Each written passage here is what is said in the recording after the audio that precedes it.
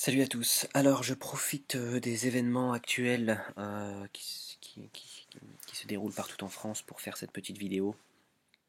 C'est un truc que j'avais eu envie de faire déjà il y a longtemps, mais voilà, je me suis dit que c'était le meilleur moment. On va comparer un petit peu les systèmes politiques entre la République et l'islam. La première chose qu'il faut identifier dans un régime politique, c'est qui a le pouvoir. On est bien d'accord. Donc on va parler de la République déjà. En principe, dans une vraie république, donc démocratique, c'est le peuple qui a le pouvoir, c'est lui qui vote les lois. On est bien d'accord que là, on en a eu la preuve, hein, je pense que là les gens commencent à se réveiller un petit peu. On n'est pas dans une démocratie. La démocratie en France n'a jamais existé. Donc en France, le pouvoir, il est à l'oligarchie. C'est-à-dire qu'à la fin de la Révolution française, euh, c'est pas le peuple qui a eu le pouvoir, c'est les bourgeois. Ok. Il y avait des nobles qui existaient quand il y avait le roi, et ensuite ce sont ces nobles-là, ces nobles familles, hein, nobles, ce sont des ordures, mais euh, très riches, qui ont eu le pouvoir. Ok. Et ensuite les banquiers. Bref, donc là le pouvoir est à l'oligarchie. L'oligarchie, c'est elle qui vote les lois, donc c'est le Sénat, on est bien d'accord. Et à côté de ça, il y a aussi l'opinion publique. D'accord. Ça, c'est un point très important, les médias. Les médias. En fait, les médias, elles vont être là pour dire ah ben tiens, il faudrait faire passer cette loi-là, et comme ça tout le monde va dire mais ouais c'est vrai, ils vont voir que tout le monde est d'accord et ils vont la voter. Ok. Ça veut dire qu'en fait, le mec qui choisit euh, de dire à ceux qui votent les lois et à ceux qui en parlent, eh ben parler de cette loi-là, c'est eux. On est bien d'accord, c'est les banquiers. Donc les banquiers, c'est eux qui ont le pouvoir. Ok. C'est donc les bourgeois, ceux qui ont de l'argent. Mais les banquiers, c'est eux qui ont le pouvoir absolu. Voilà. C'est eux qui disent euh, au Sénat, votez cette loi-là, et c'est eux qui disent aux médias, parlez de ces sujets-là, pour faire voter les lois et pour voilà, détourner l'attention quand il faut passer des lois vraiment, vraiment un peu graves. Euh, Bref, donc tout ça c'est un petit peu les salons parisiens, vous voyez. C'est un peu comme les salons parisiens qu'il y avait à l'époque du roi, c'est-à-dire que les bourgeois se réunissaient dans des salons et puis ils discutaient, machin, ils se réunissaient entre eux, voilà. Et là, c'est un peu pareil, sauf que maintenant, c'est la télévision. Voilà. La télévision, en fait, c'est les nouveaux salons parisiens. La différence entre avant et aujourd'hui, c'est que avant ils avaient la décence de faire ça entre eux. Aujourd'hui, ils font ça et ils montrent ça aux pauvres, hein. Ils montrent les riches qui parlent entre eux aux pauvres, et les pauvres regardent et ils sont contents. Nous, on est là, moi j'ai plus de télé depuis 10 ans, et tout le monde devrait jeter sa télé par la fenêtre. Tant que les gens n'auront pas compris ça, il n'y a rien qui n'évoluera. Parce que si vous jetez votre télé par la fenêtre, vous gagnez le pouvoir de l'opinion publique. Vous regagnez ce pouvoir-là. Si vous vous séparez des médias, si on, je vais m'inclure aussi, si on se sépare des médias, on regagne le pouvoir de l'opinion publique. D'accord. Il va falloir faire partie du public pour connaître l'opinion du public. D'accord. Si on se sépare, parce que sinon, c'est eux qui donnent l'opinion au public. C'est les médias qui disent tiens, public, parlez de ça. Mais ce qu'il faut, c'est qu'il y ait l'opinion publique. Et l'opinion publique, elle doit se faire sans les médias. Ok. Donc le jour où les gens accepteront de se défaire de leur télé, ils regagneront leur opinion publique. Ils auront 50% du pouvoir en France. Mais ça ne se passera pas. Euh, voilà. En France, on a l'illusion du pouvoir. On n'a pas le pouvoir, on a l'illusion. On nous fait croire qu'on est en démocratie parce qu'on nous dit à la télé ah ben tiens, et si on votait cette loi-là. Et nous on fait bah ouais, grave, faut voter cette loi-là. Le mariage pour tous, ouais, allez, on vote le mariage pour tous. Et là on fait ouais, on est dans une super démocratie. Non, c'est pas vous qui avez eu envie de faire voter le mariage pour tous, c'est eux. C'est eux qui ont eu envie. Ils ont créé de toutes pièces un événement qui allait faire du bruit, ok, qui allait opposer les gens pour que les gens s'opposent les uns les autres. Et pendant que les gens s'opposent, eh ben eux, ils font voter d'autres lois. Et eux, ils font en sorte qu'on en arrive à un monde tel que celui dans lequel on vit aujourd'hui. C'est-à-dire une dictature totale. Et là, les gens se réveillent. Ils ouvrent les yeux, ils font putain, mais merde, mais on n'est pas en démocratie. Bah ouais, mon pote. Bah ouais, mais ça fait belle lurette qu'on n'est pas en démocratie. Ok. Ça fait très longtemps qu'on l'a jamais été, mec. Voilà, on est bien d'accord que celui qui vote les lois est financé par celui qui possède les médias, donc celui qui en parle. Hein. Donc c'est ça le vrai problème en France. Et tant qu'on n'aura pas compris ça, qu'il faut, qu'il faut au moins avoir un des deux pouvoirs pour rééquilibrer la balance, on est foutu. Et nous en France, on est un peuple témoin, on est un peuple témoin pour le monde entier. Ils ont parlé à tout le monde de notre révolution française. Tout le monde croit qu'on est le peuple révolutionnaire. Donc si nous, on fait une vraie révolution, on sera un exemple pour le monde entier. Mais bon, pour ça, il faut déjà regagner du pouvoir.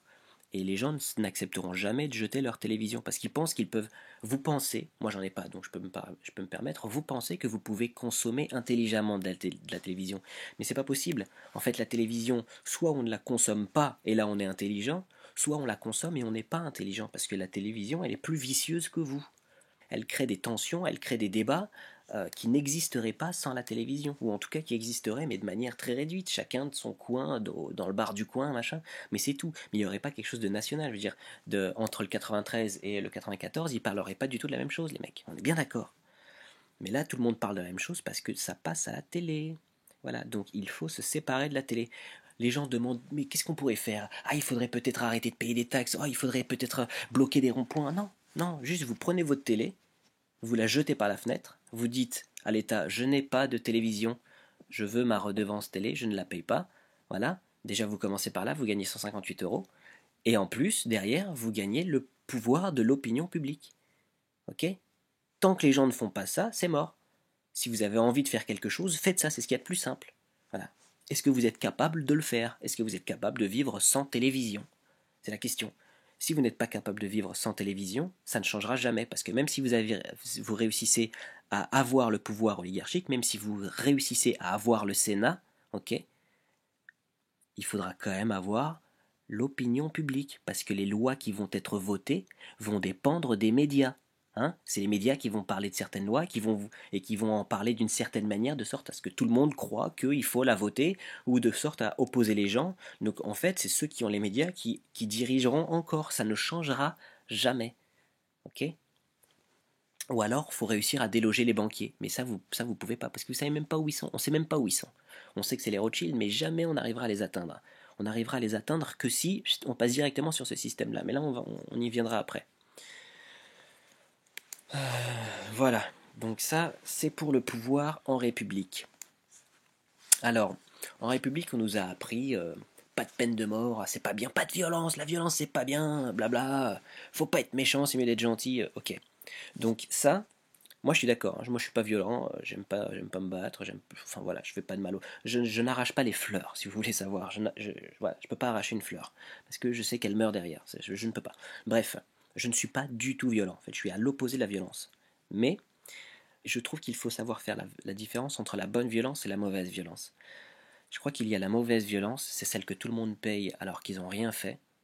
Et il y a la bonne violence, c'est celle qui tend à dire à ceux qui ont fait du mal à tout le monde, vous allez payer. Voilà, ok. Mais ces gens-là qui font payer tout le monde, ils nous ont appris à ne pas aimer la violence. Il faut pas être violent, il faut pas être dans la violence. Il faut manifester mais sans violence. Mais sans violence, il n'y a rien qui change. Et eux, pendant que nous, on est pacifistes, eh ben eux, ils sont violents avec le monde entier. Eux, ils tuent des millions de personnes. Les banquiers, ils ont tué des millions de personnes. Des millions. Et ils nous disent, il faut pas être violent. Parce que si on était violent, on ne serait pas violent contre nous, hein, on ne serait pas violent les uns contre les autres, parce que nous, on est humains, nous. On serait violent contre eux. Parce que eux, ils font du mal à toute la planète entière. Mais eux, là, ils ont les médias, donc ils disent à tout le monde, faut pas être violent, c'est pas bien la violence. Faut pas être violent. Comme ça, ils sont tranquilles. Il va jamais rien leur arriver. Eux, tout ce qui leur fait peur, la seule chose dont ils ont peur, c'est la violence du peuple. Ok? Parce que sinon, ils n'ont pas, ils ont pas la violence sociale, ils n'ont pas la violence de la police, par exemple. Tu vois, ils ne sont pas perquisitionnés. Jamais de la vie. Hein. Eux, jamais ils seront perquisitionnés. Ils n'ont aucune violence, eux. Okay, la seule violence qui les effraie, les bourgeois, c'est le peuple. On est bien d'accord. Donc eux, là, ils ont appris au peuple, parce qu'ils ont vu que le peuple, parfois, ça sortait avec des fourches. Ils se sont dit, putain, faudrait leur dire que c'est pas cool, ça. Ouais, mais tu leur files pas à bouffer, Jean-Jacques. Ouais, d'accord, mais quand même, ça peut se régler autrement qu'avec des fourches. Et il pourrait nous envoyer un mail. Voilà. Euh, ça ne changera jamais si on n'est pas violent avec eux. Avec eux, hein. Moi, j'ai pas envie d'être violent avec mon voisin. Mon voisin, voilà. Y a pas de problème. Même quelqu'un qui est différent de moi, quelqu'un qui n'a pas le même avis que moi, enfin je m'en fous, tant que lui il ne fait pas, il fait de mal à personne, je vais pas envie d'avoir je vais pas vouloir lui faire du mal, vous voyez. C'est pas parce que dans le texte de loi il y a inscrit le mot violence que tout le monde va être extrêmement violent. En fait, ça va dissuader certains d'être violents, surtout. Donc pas de violence, pas de voilà. Par contre, la violence sociale au top. Les gens qui meurent dehors de froid, ça dérange personne. Cette violence-là qui est tous les jours, qui est humiliante, qui est frustrante au possible, euh, quand tu meurs tout seul dans la rue, regardé de personne, que tu survis parce que parfois il y a un mec qui te file 50 centimes, euh, ou parce qu'il y a un mec comme Coluche qui a fait les restos du cœur, mais que tu te les pèles et que tu sais pas où tu vas dormir ce soir et tu sais pas ce que tu vas bouffer demain, ça dérange personne. Hein. Moi je dis il faudrait être violent contre ces gens-là qui ont fait en sorte que cette violence-là soit acceptable. Ok. Euh, Prison et tout machin, voilà. Donc en fait, dans ce système-là, on protège le criminel. Il y a la protection du criminel bizarrement. Euh, oui, ils sont criminels, mais ils ont des droits, monsieur. Ils ont des droits. Et parce que nous sommes humains, nous sommes humanistes, eh bien, nous allons défendre les droits de ces criminels. C'est n'importe quoi. Ok. Un criminel, c'est un criminel. Quelqu'un qui a tué quelqu'un, il a tué quelqu'un.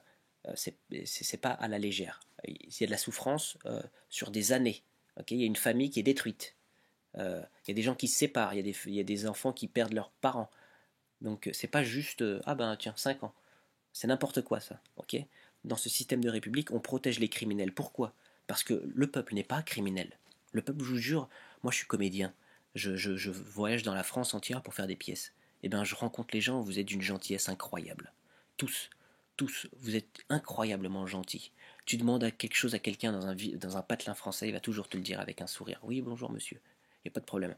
Vous êtes gentil. Non, les criminels, c'est eux. C'est eux. Et c'est eux qui votent les lois, et c'est eux qui ont fait voter les lois, qu'on ne punit pas les criminels comme ça, personne ne peut les punir. Est-ce que vous allez vous en rendre compte, oui ou non? Dans ce pays, il y a trop de taxes, on est bien d'accord, t'es taxé sur tout. Il y a des taxes sur tout. T'es taxé sur tout et tout le temps. Quand tu travailles, ton employeur est taxé sur le fait que tu travailles. Ok.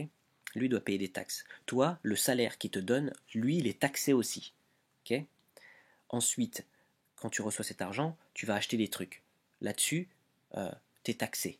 D'accord. Quand tu dépenses cet argent, là, l'État te reprend un peu d'argent de ce que tu as dépensé. D'accord. Ensuite, quand tu mets cet argent de côté et que tu veux le léguer à tes enfants, eh ben, tu es taxé. Et quand tu as une maison, tu es taxé. Tu vois, il y a tout le temps des trucs, tout le temps des taxes. Elles tombent tout le temps. Toute l'année, tu as des taxes. Tu as des amendes partout, tout le temps, tout le temps. Tout le temps, il y a tout le temps, il faut que tu sortes de l'argent. Tout le temps, on te braque de l'argent. Ok. C'est tout le temps. Il y a trop de taxes. Dans ce pays, on est bien d'accord, tu n'as pas de liberté. Tu as envie de manifester, tu es accueilli avec flashball et gaz lacrymogène. C'est terminé, il n'y a plus de liberté. Même si tu as envie de sortir de ton pays, il te faut un passeport. Il te faut une permission en fait. Le mec va te mettre un tampon. Le tampon, c'est un mot en fait. C'est-à-dire, oui, je lui donne la permission de sortir du pays. En fait, on a besoin d'une permission d'un mec qu'on ne connaît pas. Mais si on n'a pas sa permission à lui, on ne sort pas. Voilà. D'accord.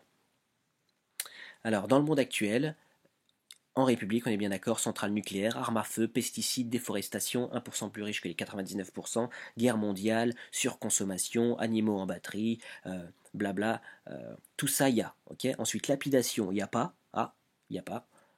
Couper la main du voleur, non. Voilà. Donc le voleur, on lui coupe la main. C'est-à-dire qu'eux, on leur coupera pas la main. D'accord. Eux, c'est bon. Voilà. Donc ça, c'est un petit peu l'état de la République. Alors, voyons un petit peu ce qui se passerait si on était dans un pays musulman. Alors attention, j'entends un vrai pays musulman, ok. Pas un pays musulman comme ce pays est une république démocratique. Non, non, un vrai pays musulman. Pas comme l'Arabie Saoudite, un vrai pays musulman, ok. C'est-à-dire le, le, le pendant de la vraie démocratie, ok, le vrai islam. Alors le pouvoir en islam, il est à Allah. C'est-à-dire c'est Dieu qui est au-dessus de tout, d'accord. Ça c'est inchangeable. Il a un représentant dans le pays, c'est le calife, ok. C'est lui qui s'occupe de bien faire appliquer les lois du Coran. Ok. Les lois en islam, donc il y a les lois du Coran, celles-là elles sont immuables, vous ne pouvez pas les changer, elles sont absolues. Les lois de Dieu sont absolues. Donc tu ne tueras pas, tu ne convoiteras pas la femme de ton prochain, machin, tu ne commettras pas la fornication. Bref, donc vous avez les lois du Coran et ensuite vous avez aussi la Sunna. La Sunna, donc c'est la tradition prophétique, c'est ce qui va mettre en perspective un petit peu les lois du Coran. C'est-à-dire que le Coran il dit bah, vous n'avez pas le droit de faire ça, et ben la Sunna c'est le prophète qui est tombé sur ce problème-là et d'autres problèmes qui ne sont pas évoqués dans le Coran. Et donc vous voyez, on voit comment il réagit par rapport à ces problèmes et donc ça nous donne un exemple sur la manière dont nous on devrait agir. Donc c'est cette sunna là, pour la comprendre un petit peu, c'est un petit peu comme la Bible si vous voulez. C'est-à-dire que ce sont des paroles rapportées, c'est des gens qui ont entendu le prophète ou des gens qui ont entendu les gens qui ont entendu le prophète et ainsi de suite. Et en fait c'est un petit peu comme la Bible, parce que la Bible, toutes les paroles, il n'y a pas beaucoup de paroles du Christ. C'est beaucoup des gens qui ont entendu, des gens, Paul, voilà, Pierre, ils ont entendu. Mais eux, ils n'étaient pas en contact avec le Christ, ils l'ont entendu. Donc ils ont écrit tout ça dans un livre et ils ont fait la Bible. En fait, c'est un peu ça. Donc si vous voulez, la Bible, la Sunna, c'est la Bible de l'islam, si vous voulez. Sauf que l'islam, ils ont le Coran en plus. Le Coran, lui, il vient de Dieu. Donc là, si vous avez envie, enfin, j'imagine qu'il y en a plein d'entre vous qui disent ouais, c'est ça. Non, renseignez-vous. Si vous n'avez pas envie, ne le faites pas. Je m'en fous. Juste, on se concentre sur le côté politique. Donc voilà, les lois, il y a des lois qui sont inchangeables. Celles-là, vous pouvez rien y faire. Vous pouvez pas dire bon bah en fait si c'est bon, on peut tuer son voisin. Non, vous pouvez pas. Ensuite, il y a les lois du peuple. En islam, les lois du peuple, elles existent. C'est-à-dire que le peuple s'organise comme il l'entend. Euh, Ça, par exemple, nos sociétés, elles évoluent. Il y a des lois, par exemple, le code de la route. Bah, ça, on va pas demander au calife comment on fait. Est-ce que trouve-nous dans le Coran le code de la route. Ça, on s'organise comme on veut. Mais pour tout le reste, c'est pareil. Tout ce qui n'est pas inscrit dans le Coran ou dont on ne parle pas dans la Sunna et dont on voudrait faire des lois pour voilà, régir un petit peu nos interactions, eh bien, il suffirait de faire un référendum là. Et donc, ce seraient les lois du peuple qui passeraient. Voilà. Donc là, en islam, le peuple, il a plus de pouvoir qu'il n'en a jamais eu en République. Ça déjà, c'est la première chose, et c'est la vérité. Le peuple a plus de pouvoir en islam qu'il n'en aura jamais en République. Alors, en islam, oui, il y a la peine de mort. Ouais. Alors vous allez me dire, oh, c'est violent, oui, je sais, c'est parce que c'est eux qui vous ont appris. C'est eux qui vous ont appris que la peine de mort, c'était violent. Mais oui, il y a la peine de mort. Si tu as tué quelqu'un, la personne qui témoigne contre toi, hein, c'est-à-dire si tu as tué une femme, ben, son mari, il a le droit de disposer de ta vie. Il a le droit de dire bah, je veux qu'il meure. Si c'est prouvé que c'est toi, il n'y a pas de problème. Toi-même tu dis ouais ok c'est vrai c'est moi. T'es filmé, je sais pas. Enfin, tu vois. Bon bref, on a le droit de te tuer. Œil pour œil, dent pour dent. C'est pas compliqué. Je vois pas pourquoi ça se passerait autrement. Parce que c'est trop facile de prendre la défense des criminels. Moi je trouve que voilà, moi par exemple j'ai envie de tuer personne, j'ai pas envie que quelqu'un tue ma mère, si tu tues ma mère j'ai envie de te tuer, j'ai pas envie que tu fasses 4 ans de prison, j'ai pas envie que tu regardes la télé, j'ai plus envie que tu vives en fait. Ok, c'est tout. Alors vous allez me dire ouais je suis barbare, bah non, je suis pas barbare. J'ai de l'empathie pour les gens, j'aime mon pays, je suis quelqu'un de civilisé, voilà, j'agresse pas les gens, je souris aux gens dans la rue, je tiens la porte quand il y a quelqu'un derrière moi, enfin voilà, des trucs tout cons, mais je suis pas un barbare. Par contre, ouais, quelqu'un qui tue ma mère, j'ai envie de le tuer, c'est tout. J'ai pas envie de foutre le feu à la France entière, j'ai juste envie de le buter lui. C'est tout, et j'aimerais avoir ce droit. En islam, les lois sont violentes contre les criminels, que ce soit bien clair. Si vous ne faites rien, vous ne risquez rien, d'accord. Vous avez le droit de ne pas être musulman en islam, hein. Tout ce que eux vous ont dit là, tout ce que les médias ont dit sous les ordres d'eux, faut l'oublier en fait. En islam, en islam, il y a une taxe pour les non-musulmans. Vous voyez, il y a une taxe pour les musulmans et il y a une taxe pour les non-musulmans. Comment voulez-vous qu'il y ait des non-musulmans en pays islamique si il faut tuer les non-musulmans? Est-ce qu'on peut réfléchir juste 5 minutes? Ok. En islam, vous avez le droit d'être juif, vous avez le droit d'être chrétien si vous voulez. En islam, tant que vous vivez en paix, vous pouvez faire ce que vous voulez. Tant que ça ne va pas à l'encontre des lois. Okay. C'est-à-dire, si vous avez envie de vous envoyer en l'air avec votre nana sur la place du marché, ben non. Par contre, tout le reste, voilà, vous n'êtes pas obligé d'être musulman. Mais je pense que, honnêtement, si demain la France était un pays islamique, un vrai, en 5 ans, tout le monde est musulman. C'est clair. Bref. Donc, les lois sont dures pour ceux qui commettent des crimes. Alors, on va parler de ce qui gêne un petit peu tout le monde, des pompons que eux ont agités devant vos yeux. Ah ouais, la fornication, c'est des coups de fouet, ouais, c'est barbare. Ok, déjà c'est la fornication en public en réalité, parce que pour que quelqu'un puisse porter plainte contre toi de fornication, il faut qu'il produise 4 témoignages. Ça veut dire qu'il faut qu'il y ait 4 témoins. D'accord. Donc juste, si t'as pas envie que quelqu'un te balance, t'as qu'à pas coucher devant 4 mecs qui vont avoir tendance à te balancer. C'est tout. Ok. Ne fais pas ça en public. Sinon, personne ne peut témoigner contre toi. Si tu as eu des rapports avec telle ou telle personne et que personne t'a vu, personne ne peut témoigner contre toi. Voilà. Donc ensuite, ouais, c'est les coups de fouet. C'est dissuasif. C'est-à-dire qu'en islam, il ne faut pas tromper sa femme. Il ne faut pas tromper son mari. Voilà, c'est tout quoi. Parce que ça crée de la violence, ça crée de la haine, ça crée des problèmes. Donc, Ils se disent, bon, bah, si ça c'est le départ d'un problème, bon, bah, pas de problème. On règle ça comme ça, voilà. On dissuade. Si vous êtes pris de la main dans le sac, vous prenez 80 ou 100 coups de fouet. Et si quelqu'un témoigne contre vous et que vous prouvez qu'il ment, eh ben c'est lui qui prend la sanction. C'est important parce qu'en France, vous balancez. Si quelqu'un a beaucoup d'oseille, il peut te faire des procès à tir-larigot, il s'en fout. Il suffit juste de les payer. Et si le procès va nulle part, il n'y a pas de problème. En islam, non. Si quelqu'un te fait un procès, un truc comme ça, eh ben, s'il est dit qu'il s'est trompé, bah, c'est lui qui prend les coups de fouet. Après, tu peux aussi, toi, lui pardonner. Donc, œil pour œil, dent pour dent en islam. Si quelqu'un te coupe un doigt, tu as le droit de lui couper un doigt. Donc, juste, la question, c'est ouais, mais c'est barbare. Ouais, d'accord, mais pourquoi le mec vient de couper un doigt à la base? C'est juste ça la question, les gars. C'est pas, ouais, est-ce que j'ai le droit de lui répondre? C'est barbare de répondre. Mais attends, pourquoi le mec me coupe un doigt? Pourquoi le mec tue ma mère? Est-ce que moi, j'ai pas le droit de le tuer lui maintenant? Si, c'est tout. Pourquoi il me coupe un doigt? Moi, je vais plus jamais vivre avec mon doigt. Pourquoi lui, il aurait le sien? Alors que c'est lui qui me l'a coupé, il ne pouvait pas couper le sien? Non, il a coupé mon doigt. Enfin, vous voyez? C'est juste ça la logique, hein, les gars. C'est tout. Œil pour œil, dent pour dent. Voilà. Alors en islam, l'intérêt est interdit. D'accord? L'intérêt est interdit. C'est-à-dire que eux, si jamais demain la France est musulmane, ben ils n'existent plus, c'est terminé. Ils n'ont plus le droit. C'est mort. L'intérêt est interdit en islam. C'est-à-dire que si tu vas à la banque et tu fais un prêt, quand tu dois rembourser, tu rembourses autant que qu'on t'a prêté. Pas un sou de plus. Il n'y a pas de 19,6, il n'y a pas de taxe à tire-larigot en islam. Il n'y a pas de taxe. Rendez à César ce qui appartient à César. Jésus est un prophète musulman. Okay, et il a dit rendez à César ce qui appartient à César.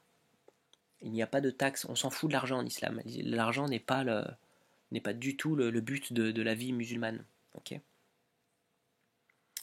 en islam, il y a une totale liberté de circulation. Hein. Si tous les pays étaient musulmans, on voyagerait dans tous les pays. Alors vous allez me dire, oui, mais si tous les pays étaient régis par le même gouvernement, aujourd'hui, en Europe, tu peux pas prendre l'avion pour aller en Italie si tu n'as pas ton passeport. C'est mort. Jamais de la vie. Et ensuite, ils vont vous mettre des puces dans la main, là, et voilà. Tu vas passer ta puce et ils vont te dire oui, ou alors sinon, dans ta puce, ils vont dire ah bah non, toi c'est non, toi. Et donc tu pourras pas voyager. Et c'est tout. Et ils le font déjà hein, avec le passeport. Ah non, vous n'avez pas payé vos impôts? Bon bah c'est non, hein. Prenez pas l'avion. Bah là c'est pareil. En islam, c'est l'inverse. Tu as une totale liberté de circulation. Personne n'a le droit de t'interdire quoi que ce soit. T'as envie de marcher, tu marches. T'as envie d'aller d'un pays à l'autre, d'un bout à l'autre du monde, tu as le droit. Personne n'a le droit de te dire stop. Ok. Alors le monde actuel, donc les centrales nucléaires, tout ça, on est bien d'accord que c'est non. Hein. Centrales nucléaires, armes à feu, pesticides, déforestation, les pourcentages de plus riches, machin, guerre mondiale, tout ça, c'est non, non, non, non, non, non. Couper la main du voleur, oui. Ah là, attends, attention, c'est de la violence. Ouais. Encore une fois, c'est de la violence, ouais. Contre le voleur. Okay, le voleur, c'est pas comme eux vous disent là, hein, les sous-fifres de eux là, c'est pas couper la main du voleur, c'est pas le mec qui a volé une pomme. Hein. En islam, tu n'as pas le droit, un homme n'a pas le droit de dormir le ventre plein s'il sait que son voisin a faim. D'accord? Ça c'est un enseignement islamique. C'est ça la vérité en islam. C'est pas que le mec vole une pomme, on lui coupe la main. Non, non, non. Le voleur, c'est le voleur. Celui, c'est un voleur. C'est son métier, quoi. Voleur.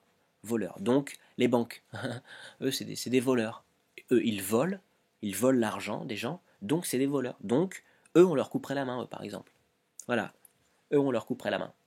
Par contre, celui qui a faim et qui vole une pomme, non. Non. Mais si on vivait dans un vrai pays musulman, les gens n'auraient pas faim. Les gens n'auraient pas faim parce qu'il suffirait de planter des arbres fruitiers un peu partout et les gens pourraient les manger. Enfin, c'est tout con, mais eux, ça, c'est des choses que eux ne font pas, par exemple. Pourquoi on plante pas des pommiers partout? Comme ça, ben, à un moment donné, il va y avoir des pommes pour tout le monde. Non, ils veulent pas parce que sinon, tu les achètes pas, les pommes. Mais en islam, si tu plantes un pommier, si les gens veulent planter des pommiers partout, personne n'a le droit de te vendre une carotte. Enfin, si la carotte, tu peux la faire pousser, personne n'a le droit de te l'interdire. Vous voyez, en France, en République, c'est mort. En République, euh, tout ce que tu vas consommer doit passer entre les mains pour qu'ils puissent récupérer leur pognon. Ok, en islam, il n'y a pas de ça. Alors si on a envie de se dire, bon ben, on achète les produits, machin, ok, t'achètes ta carotte, comme ça, moi, je pourrais acheter plus tard ma voiture, eh ben, il n'y a pas de problème, on continue comme ça, mais il n'y a pas de taxe dessus. Hein, c'est-à-dire que le prix qui est défini, ben, il est sans taxe. C'est-à-dire que tu vas pas payer 80% à l'État. C'est combien ça coûte? 1 euro? Ben voilà, 1 euro, ça c'est pour toi, tu les gardes dans ta poche. Tu donnes pas 20% à l'État. Ok, donc ça changerait complètement toutes les interactions du monde, quoi. Est-ce que vous vous rendez compte juste à quel point les gens sont égoïstes juste parce qu'ils ont envie de forniquer en public, juste parce qu'ils ont envie de ça, eh ben ils préfèrent que des millions de personnes meurent, ils préfèrent vivre comme des clochards toute leur vie juste parce juste parce qu'ils ont trop écouté ces gens-là. Si ils sortaient un tout petit peu de la tête de leur télé, qu'ils allaient ouvrir le Coran, qu'ils se rendaient compte du message, qu'ils l'étudiaient, parce que le Coran est un livre écrit par Dieu, enfin écrit entre guillemets par Dieu, et donc il est extrêmement simple et compliqué. Si vous avez envie que ce soit compliqué, ça va être très compliqué. Il y a plein de choses très intéressantes à chercher, c'est bouleversant. Si vous avez envie de le lire juste de manière simple, ça peut être très simple. Mais juste, il faut l'étudier honnêtement. Il faut le lire voilà, en se disant, d'accord, je suis prêt à accepter si mon intellect me le recommande. Mais si vous regardez en cherchant, ok, je vais trouver pourquoi c'est faux, vous allez tomber sur des trucs. Vous allez tomber pourquoi? Parce que s'il y a des pièges, c'est le livre de Dieu.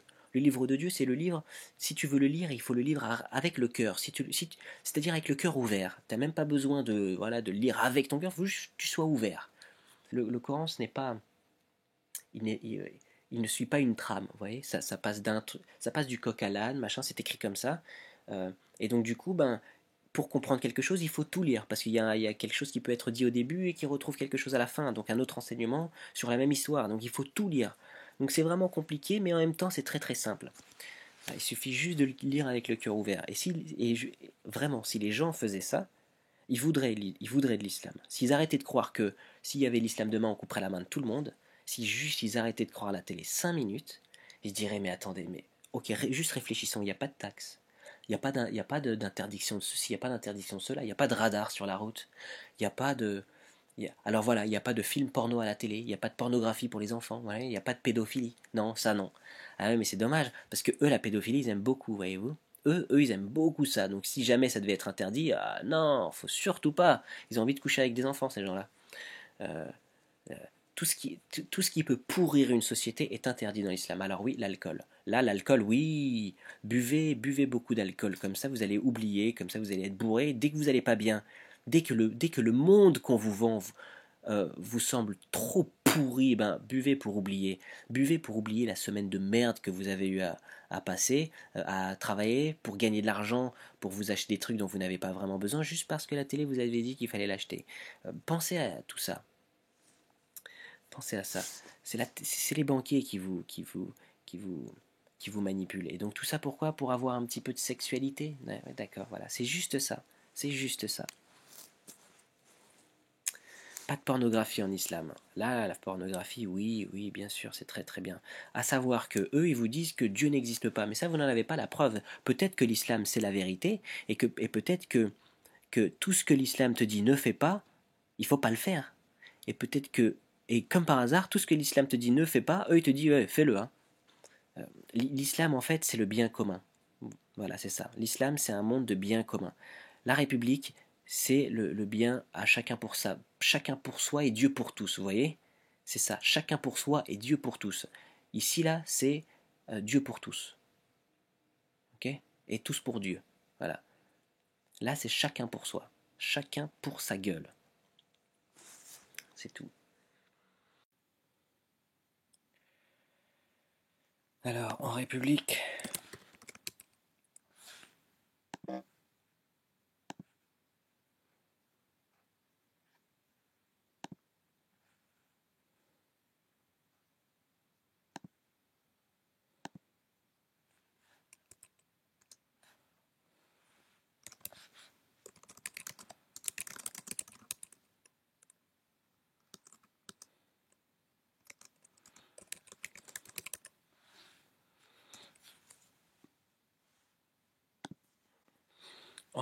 l'homme et la femme sont identiques. Donc, ils ne forment pas un yin et un yang. Hein, et, ils sont pareils. Euh, donc depuis le XXe siècle, le milieu du XXe siècle, la femme a des droits tels que l'homme a des droits. Avant ça, la femme n'avait aucun droit. Aujourd'hui, ils sont identiques. Ça crée des problèmes clairs dans la société de ne pas reconnaître la différence de deux êtres. Parce que ce qui fait qu'ils sont différents déjà, c'est ce qui les rend beaux, et de toute façon, ils sont différents. Donc ne pas reconnaître que l'homme et la femme sont différents et ont des modes de fonctionnement, des psychologies différentes, c'est se tromper, c'est partir déjà du mauvais côté. Euh, je veux dire, de la même manière que l'homme et la femme euh, s'emboîtent l'un dans l'autre pour créer un enfant, euh, de la même manière, l'homme et la femme s'assemblent pour créer une société forte, une société solide, une famille forte. Une vraie famille solide, c'est un homme et une femme, voilà, avec ce qu'ils ont de différent, donc ce qu'ils apportent de différent dans le foyer, la douceur d'une mère, la douceur d'un père est différente, la colère d'une mère est différente que la colère d'un père, euh, voilà, et puis d'équilibre, hein, le yin et le yang, quoi, c'est ça, c'est une question d'équilibre. Euh, donc ça crée des familles complètement disjonctées, les enfants qui sont au-dessus des parents, des enfants qui insultent leurs parents, qui font ce qu'ils veulent, qui fument devant leurs parents, des, voilà, des familles monoparentales avec des femmes qui galèrent, qui ont trois enfants sur les bras, voilà, des tonnes de problèmes. Bref, en République, hein, la polygamie est interdite. Vous n'avez pas le droit d'avoir plusieurs femmes. La polyandrie, pareil. Vous n'avez pas le droit d'être marié à plusieurs hommes. En revanche, vous pouvez avoir le nombre de partenaires sexuels que vous voulez. Alors ça, il n'y a pas de problème. Vous pouvez tromper votre conjoint, votre conjointe. Il n'y a aucun souci. D'accord. Si jamais il s'en rend compte, au pire, il peut demander le divorce. Mais il ne peut rien faire contre vous. Il n'a le droit de rien faire. Vous pouvez le détruire psychologiquement, mais lui n'a pas le droit de vous atteindre. Euh, voilà. Donc ça, c'est une petite hypocrisie quand même dans le monde républicain, mais qui fait partie du tas d'hypocrisie. C'est une montagne d'hypocrisie, la République. Bref. En islam, l'homme et la femme sont complémentaires. Euh, voilà. Adam et Ève. Ok. Euh, voilà. Et naturellement, pour faire un enfant, il faut un homme et une femme. Voilà. Enfin, il me semble qu'il y a quelque chose de logique. Après, je comprends, vous êtes homosexuel, machin. Voilà, voilà, je sais pas, chacun règle ses démons, si je puis dire. Chacun a les siens, quoi. Après, bon, il y a des gens qui ne voient pas ça comme ça, qui voient ça comme juste, si j'ai ma sexualité, j'y ai droit. Mais chacun croit en ce qu'il veut, quoi, je veux dire, hein. Après, l'islam ne criminalise pas l'amour entre un homme et un homme, hein. Il criminalise une pratique sexuelle, mais il ne criminalise pas euh, euh, l'amour entre les gens. Après, les homosexuels sont traités de la même manière que les hétérosexuels en islam. C'est-à-dire que s'il n'y a personne pour témoigner contre toi, ben, il n'y a pas de problème. Voilà. Euh, Alors, je veux aussi rajouter un petit truc euh, à propos du mariage de Aïcha, parce que donc tout le monde s'excite sur le mariage d'Aïcha à 9 ans. Alors, on va régler ça très très simplement sur le mariage d'Aïcha, vous allez voir. L'islam ne dit pas que tu dois te marier avec une fille quand elle a 9 ans. Ok. Pas du tout.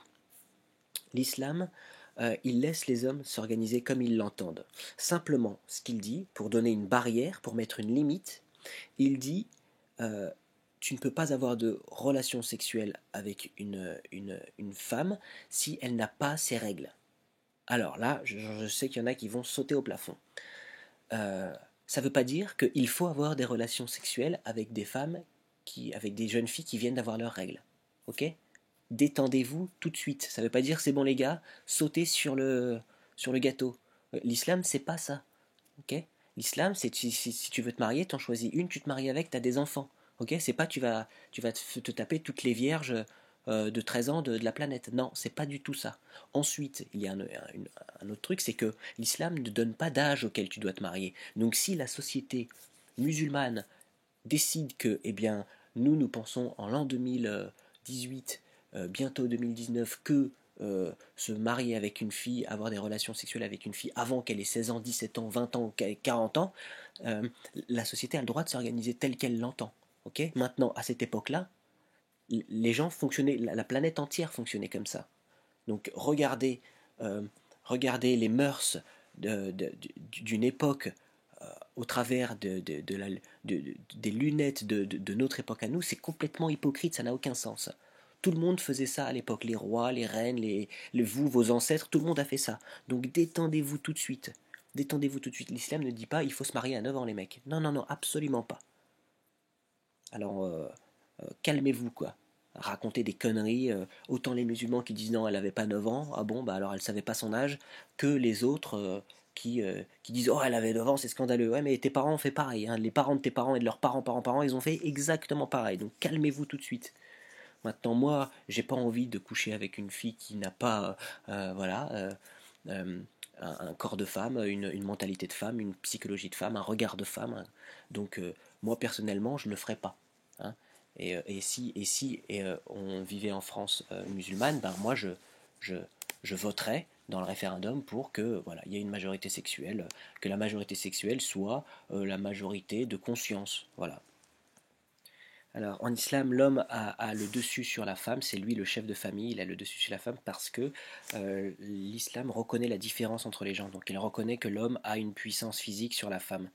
Ça, que les gens le veulent ou non, c'est vrai. Et si deux personnes, si un homme et une femme dans un foyer commencent à s'engueuler les uns les autres, si jamais ils en viennent aux mains, la femme, dans 99% des cas, c'est elle qui ramasse, quoi.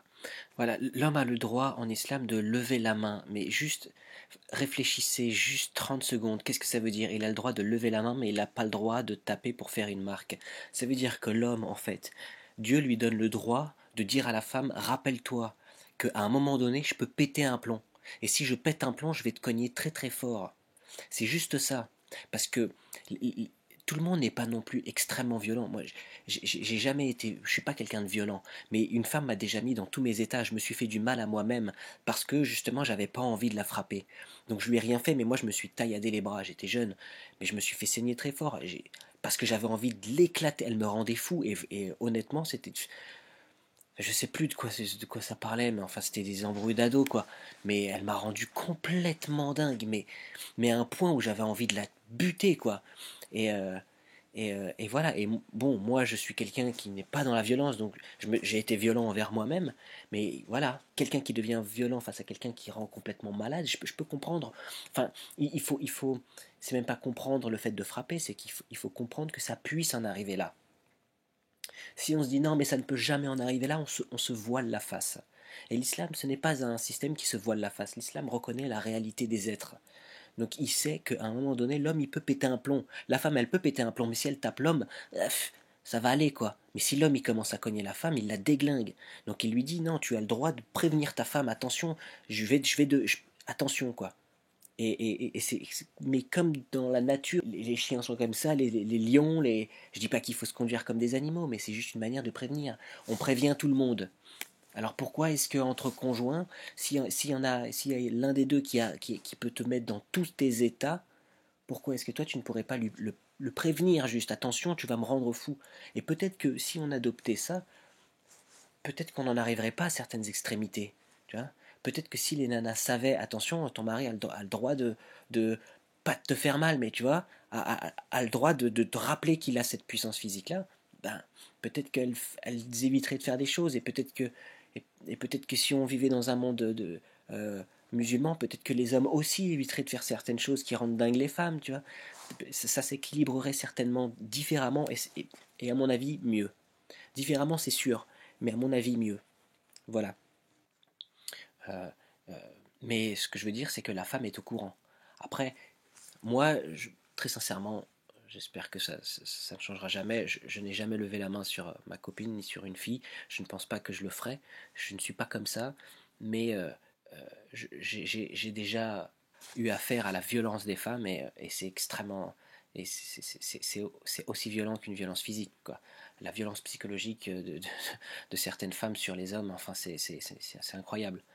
Il y a des femmes qui m'ont fait. Une femme surtout qui m'a fait souffrir violemment. Voilà, bon, cette souffrance-là n'est pas reconnue. C'est encore l'hypocrisie de la République, c'est que la souffrance psychologique n'est pas du tout reconnue. Vous faites souffrir quelqu'un psychologiquement, mais on peut rien faire contre vous. Par contre, vous lui mettez une droite dans l'œil parce qu'il a insulté votre mère de chienne, bah ça, vous prenez, voilà, coup et blessure, quoi. Donc, complètement hypocrite. En islam, Dieu sait que l'homme peut lever la main, et du coup, il dit à l'homme, attention, il dit aussi à la femme, attention, choisis bien ton mari, choisis bien ton mari. Est-ce que ton mari c'est quelqu'un de violent? T'aimes les caïds? Oui, mais ils sont caïds jusqu'au bout. Tu vois, les femmes aiment les mecs, tu vois, voilà, ils ont des regards durs, machin, ils sont là, ils sont grands baraqués, et dès que quelqu'un les regarde mal, ils l'accrochent. Ouais, mais au bout d'un moment, ce mec-là, voilà, à un moment donné, tu y auras affaire aussi, quoi. Donc voilà, il suffit juste de bien choisir son mari. Et puis les hommes, pareil. Si tu choisis la nana, voilà, qui est aguicheuse, machin, ouais, bah voilà, à toi de faire le bon choix, c'est tout. Voilà. Alors, en islam, bien évidemment, la femme a le droit de divorce, elle a le droit à tout, elle a le droit à tout. Hein. Et il faut arrêter de croire que. Enfin, l'islam donnait des droits à la femme à une époque où la femme en Europe, dans le monde entier, n'avait aucun droit. C'est-à-dire que la femme en islam, elle avait le droit de faire du commerce, elle avait le droit d'avoir ses propres comptes, voilà, son propre argent, elle avait le droit de, je sais pas, de divorcer, elle a des droits sur son mari en cas de divorce, elle a des droits sur ses enfants, elle a des droits sur tout, quoi. Donc il n'y a pas de problème. Et pendant 1200 ans, 1300 ans, la femme n'avait aucun droit dans le reste du monde. Hein. Alors quand voilà. Donc juste là, il n'y a même plus de droit. C'est là tout le monde peut se permettre absolument tout euh, et rien n'est réprimandé. Mais est-ce que vous voulez un système qui est, qui est équilibré et qui fonctionne, ou est-ce que vous voulez un système qui nous emmène à ce bordel? C'est ça la question qu'il faut se poser. Et si vous voulez un système qui vous emmène à un monde civilisé qui tient debout, qui n'est pas juste complètement taré, il faut accepter de renoncer à certaines choses, c'est-à-dire accepter à renoncer à certaines frivolités qui ne servent à rien finalement. Dire ouais, t'as envie de t'envoyer en l'air devant tout le monde, à quoi ça te sert? C'est juste ça la question.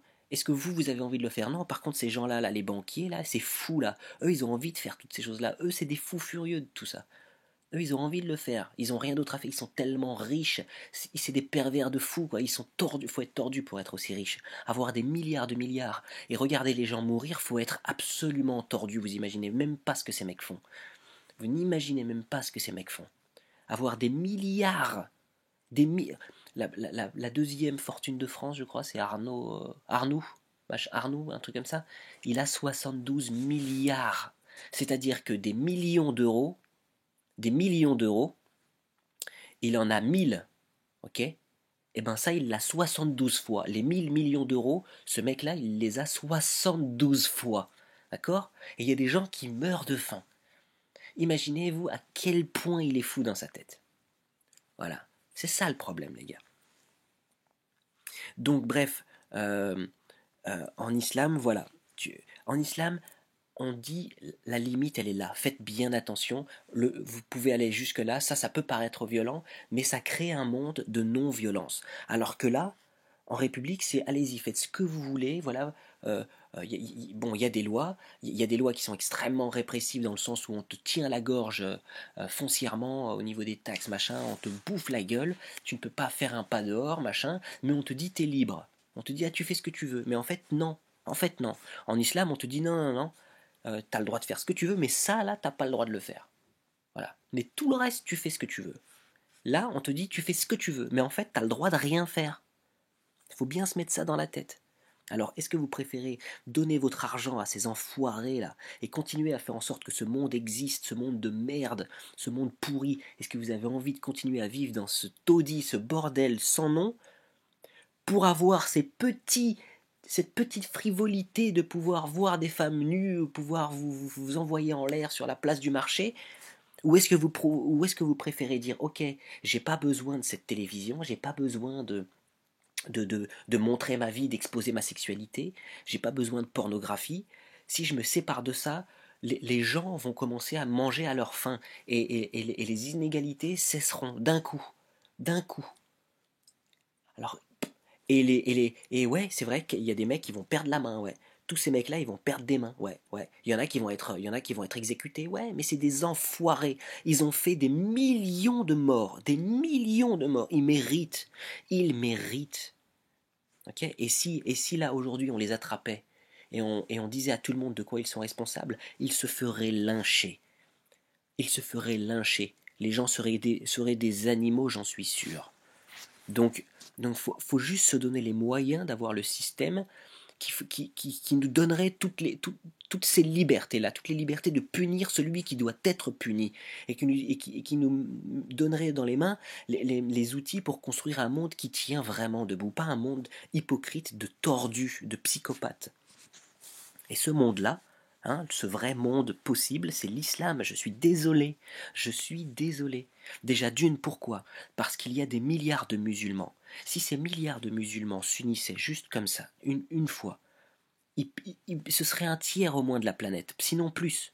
Donc on pourrait bouffer complètement toute la planète, les gars. Si tout le monde décidait de se dire, ok, on se réunit, on pourrait créer ce monde idéal. Mais juste les gens ont le regard de l'islam que ces banquiers leur ont donné à voir dans la télévision. C'est juste ça le problème. Et les gens ne veulent pas se rendre compte de ça. Le seul espoir du monde, c'est l'islam.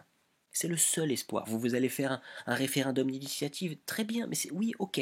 Si on reprend à zéro, je veux dire, si on construit un monde sur des fondations qui ne sont pas solides, il ne faut pas s'étonner si ça s'écroule derrière. Alors ce qu'il faut faire quand on est un sérieux de la construction, on fait table rase, on coule une dalle de béton, et là on pose des fondations, et là ça bouge plus. Ou alors on fait ça comme les, comme les pyramides, on fait ça comme les Égyptiens, on fait ça, ça ne bouge plus dans le temps. Il faut faire ça, il faut une solution qui ne bouge plus dans le temps. Et c'est l'islam, ça s'appelle l'islam. Les gens ne veulent pas voir la vérité en face. Ouvrez un petit peu vos yeux. Juste rappelez-vous que tout ce que vous croyez vous a été dit par la télé. Juste dites-vous ça bien une fois pour toutes. Ce que vous avez appris à l'école, c'est la République. Ok? C'est la République. Les manuels d'école, les manuels scolaires, c'est la République. L'histoire, c'est la République. Tout ce que vous croyez de l'histoire, c'est la République. Ok? Toutes les connaissances qu'on a, nous, viennent depuis les Lumières, en gros. Depuis eux, eux, ils ont créé un monticule de livres et nous, on les a pris dans la gueule toute notre vie. Donc voilà, ça vient d'eux. Ça vient d'eux. Alors, est-ce que vous décidez de les croire, eux? C'est juste ça. Est-ce que vous préférez croire ces mecs-là? Voilà. Bah ouais, ok, croyez-les. Croyez-les et ensuite, vous aurez tout ça. Vous aurez tout ça, vous aurez les centrales nucléaires, les armes à feu, les pesticides, la déforestation, 1% de la planète qui est plus riche que 99%, ça choque personne, les guerres mondiales, la surconsommation, machin, les animaux en batterie, tu vois, les veaux, machin, les poulets qui sont dans les batteries, les porcs qui peuvent pas bouger, ils peuvent pas bouger les trucs. Voilà, ça en islam, tout ça c'est interdit, tout ça c'est interdit. Vous allez dire, ouais mais l'islam, tout est interdit, non, juste les trucs de tordus. Les trucs tordus sont interdits, faire du mal à des animaux, tu n'as pas le droit, c'est tout. C'est tout. Et si tu le fais, la sanction sera dure. Mais alors pourquoi tu vas faire du mal aux animaux? Pourquoi tu vas les mettre... En fait, l'islam va créer une société dans laquelle tu ne penserais même pas à faire des trucs comme ça. Parce que tu n'en as pas besoin. Tu n'as pas besoin de créer autant de richesses en islam. On n'a pas besoin de croissance, ok? On n'a pas besoin de créer autant de richesses, on n'a pas besoin de croissance. La croissance, c'est juste un terme économique que ces gens-là ont inventé pour braquer du pognon. On n'a pas besoin de faire croître les pays, les richesses. Non, tant que les gens vivent bien, voilà. On a de la nourriture, on a de quoi se loger, on a de quoi se divertir, on a de quoi, voilà, vivre nos vies tranquillement, il n'y a pas de problème. On n'a pas besoin de tout ça, on n'a pas besoin d'aller dans un supermarché et d'avoir autant de choses, 15 000 fois le même produit. On n'a pas besoin de tout ça. Ça ne sert à rien. Ça ne sert à rien. Et surtout, ça crée toutes ces choses-là, ça crée de la pollution, ça crée de l'obésité, enfin ça crée tout un tas de problèmes, ça crée des cancers parce que toute cette bouffe, la malbouffe, elle est faite de merde. Faut arrêter de se dire que c'est du vrai chocolat. Enfin, vous voyez, faut arrêter de se dire que c'est des vrais bons gâteaux, faut arrêter de se dire que c'est du bon sucre, c'est que de la merde, vous buvez du Coca-Cola, faut pas vous étonner si vous êtes gros. Il y a l'équivalent de, je sais pas, 3 kilos de sucre dedans. Faut pas s'étonner, les gars. Et en islam, tout ça, on n'en arriverait pas à ça. Alors les gens disent, ouais, mais on n'évoluerait pas. Non, c'est faux déjà, c'est faux. C'est faux. L'islam t'invite vraiment à l'intelligence, mais simplement il t'invite à la vraie intelligence, pas l'intelligence de l'après-coup. C'est pas de te dire je suis intelligent, j'invente un truc, et ensuite en fait ce que j'ai inventé ça a tout détruit. Non. Tu vois, et ensuite il va falloir que je sois intelligent et que je règle ce que j'ai tout détruit. Et donc pour ça, il va falloir que je crée un autre truc, et en fait ce truc ça va encore détruire. Enfin vous voyez, l'islam c'est fait pour qu'en fait tu détruis rien. Voilà. On n'a pas besoin d'envoyer des mecs sur la lune. On n'a pas besoin de ça. On n'a pas besoin de chercher une autre planète. Allô, il suffit juste, de toute façon, arrêtez de croire à des... Il suffit juste de prendre soin de celle sur laquelle on est. hein, parce que vous croyez que, ah ok, on va aller sur une autre planète qui permet carrément la vie, et vous croyez qu'on va arriver, il n'y aura rien, elle sera nickel. Hein, il n'y aura plus qu'à poser les tentes, mais vous êtes fous, quoi. On va arriver, il y aura des mecs, vous allez vous poser, et les gens vont se faire descendre, mais vous croyez quoi? Faut arrêter les conneries, quoi. Faut arrêter les conneries. Vous croyez que s'il y a une planète ailleurs qui permet la vie, ben il n'y a pas la vie. Mais déjà, vous croyez que Dieu n'existe pas, donc non mais renseignez-vous. La science va prouver que Dieu existe très bientôt. Vous allez voir. De toute façon, je suis sûr que c'est déjà le cas. Il y a déjà des scientifiques qui savent, parce que eux, ils ont une connaissance tellement pointue dans un domaine qu'ils savent que, ok, bon ben là, forcément, euh, si les choses sont telles qu'elles sont, c'est qu'il y a un Dieu. Eux, ils le savent. C'est pour ça que le Coran parle beaucoup à ces gens-là qui réfléchissent, les gens doués de science. Il parle beaucoup à ces gens-là parce qu'ils disent vous avez compris, vous le savez, mais vous le dites pas. Les gens ne vous le disent pas, les gars, mais Dieu il existe et la science le sait très bien. Ils sont très très bien au courant et d'ailleurs c'est ces mecs-là, hein. Darwin, vous croyez qu'il vient d'où? Mais Darwin c'était un franc-maçon. C'était un franc-maçon, c'est-à-dire qu'il bosse avec ces mecs-là. Hein. Et eux, ils ont utilisé sa théorie qui ne disait pas du tout que l'homme venait du singe, mais pas du tout. Renseignez-vous, les gars. Et ils l'ont utilisé, ils ont dit bon, bah, c'est ça la vérité. Mais non, en fait, non, c'est juste voilà, c'est une théorie sur l'évolution, mais qui ne dit pas du tout comment le poisson est devenu un oiseau. Ça ne répond pas du tout à ça. Alors, faut arrêter les conneries. D'ailleurs, Darwin, il disait lui-même, j'espère que la science l'évolution de la science permettra bientôt de trouver les fossiles intermédiaires, hein, les fossiles interespèces, les innombrables fossiles interespèces qu'aujourd'hui on n'a pas pu trouver parce que notre science ne nous le permet pas. Bien évidemment, ça n'a jamais été trouvé. Hein. On nous présente trois squelettes, trois crânes, ok, un petit, un moyen et un gros, et on nous dit, bah voilà, en fait, vous voyez, lui avant il était petit, après il a grossi, et ensuite il est devenu comme ça. Mais non, ça c'est pas vrai ça. Ça, c'est pas vrai. C'est pas ça les squelettes intermédiaires. C'est pas du tout ça. Les squelettes intermédiaires, c'est tout ce qu'il y a, toute l'évolution entre les trois. Nous, on nous en montre trois, on nous dit, ouais, ben voilà, c'est ça. Mais c'est pas vrai. C'est pas vrai. Il y a une évolution phénoménale. Il devrait y avoir toutes les évolutions à partir de l'aile. Quand l'aile se développe, tu devrais retrouver tout ça, là. Et on devrait retrouver tous ces trucs-là. On ne retrouve rien. On retrouve tout le temps des animaux qui sont au bout de leur évolution. On ne retrouve pas des restes d'animaux qui étaient sur le point d'évoluer ou des animaux entre deux trucs, non. On retrouve des animaux qui sont en fin d'évolution tout le temps. Tout le temps, tout le temps, tout le temps. Bref, renseignez-vous si vous avez envie. Juste, moi, cette vidéo était très politique. Le meilleur système politique, rentrez-vous ça dans le crâne si vous le voulez, c'est l'islam. Si vous voulez le bien de la nature, si vous voulez le bien de l'humanité, si vous voulez un système qui ne fonctionne pas sur l'argent, si vous voulez un système qui est fondé sur quelque chose de plus digne, un système qui ne vous oblige pas à croire en Dieu, c'est faux. Ça, c'est les médias qui vous disent ça. L'islam ne vous oblige pas à croire en Dieu. Il vous y invite fortement parce que si Dieu existe, vous serez bien content d'avoir été prévenu, les gars. Parce que Dieu, il dit qu'il est dur en punition aussi. Il dit attention, il pardonne tout le monde. Si vous revenez repentant envers lui, peu importe ce que vous avez fait, il vous pardonne. Mais si vous mourrez sans avoir demandé pardon, et s'il existe, bah, vous allez payer très cher. Voilà ce qu'il dit. Alors que peu importe ce que vous avez fait, si vous demandez pardon, il vous pardonne. C'est quand même pas grand-chose. Hein. C'est quand même, on est dans l'ordre du pas grand-chose là.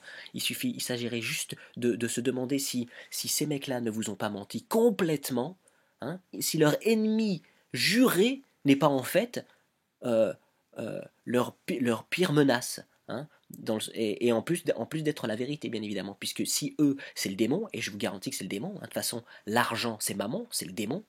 Hein, donc si vous vivez dans le monde du démon, faut pas vous étonner que le monde du pas démon soit son ennemi. Hein, faut pas vous en étonner, ça. Voilà, donc je pense que je vais arrêter la vidéo ici. Là, je vous demande pas de me croire, honnêtement. J'ai eu des discussions avec plein de gens, je sais que c'est impossible. Je vous demande pas de me croire. Je vous demande juste d'ouvrir les yeux vous-même. Euh, Faites vos recherches. Renseignez-vous sur ce qu'est vraiment l'islam, pas l'islam que les médias vous ont vendu. Renseignez-vous vraiment sur ce qu'est la République. Et vous allez voir, posez-vous vraiment toutes ces questions. Essayez d'analyser comment ça se passerait en islam. Et est-ce que c'est vraiment mal? Est-ce que c'est vraiment mal de dire non, non, non, pas d'intérêt? Est-ce que la société serait vraiment mauvaise si elle avait été musulmane? Posez-vous vraiment la question. Est-ce que les terroristes sont vraiment musulmans? Est-ce que ça vient vraiment du Coran? Est-ce que si j'allais voir dans le Coran, est-ce que se faire exploser sur une place de marché, c'est vraiment quelque chose d'islamique? Posez-vous juste la question, ou alors continuez de faire confiance à la télé. Je suis sûr que les banquiers ont raison. Si vous avez envie de le croire, croyez-les. Amusez-vous bien et je vous dis à la prochaine vidéo. Si vous avez des questions, surtout n'hésitez pas. Il y a encore plein de trucs et je vous assure que si la France choisissait l'islam plutôt que la République, le monde changerait. Enfin, mais alors à une vitesse vertigineuse. On basculerait tous vers la paix.